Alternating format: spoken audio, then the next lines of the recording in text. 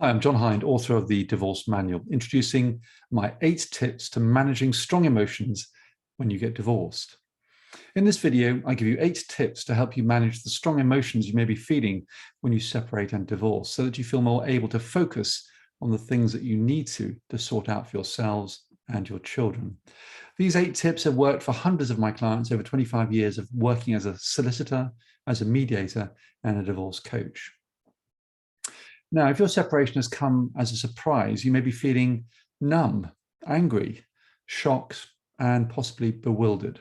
If, on the other hand, you are the one who's made the decision to bring the relationship to an end, you may be feeling a sense of guilt and responsibility about the impact your decision is having on your former partner and your children. None of these feelings can be avoided, nor should they be suppressed, only managed and properly processed. But how?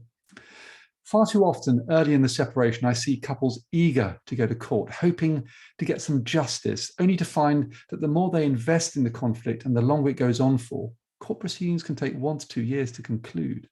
The greater the emotional and financial price they end up paying, often for decades.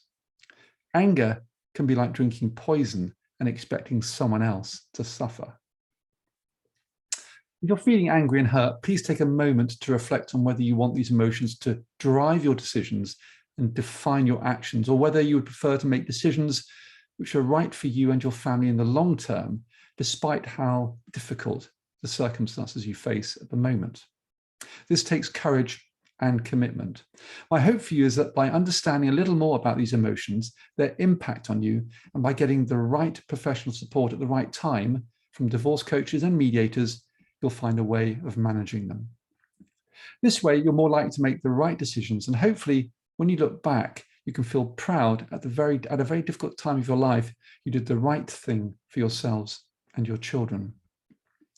So here are my 8 tips to help you manage your emotions, which I write about in much more detail in chapter 1 of the Divorce Manual, and intend to blog about it over the next coming weeks and months. Tip 1, when you're triggered, seek to understand what's happened and why you feel the way you do. Tip 2, shift the focus of your thinking from yourself onto the parent relationship and sorting out child arrangements for the benefit of your children. Tip 3, do not try to suppress your emotions, but find a safe and secure way of expressing them.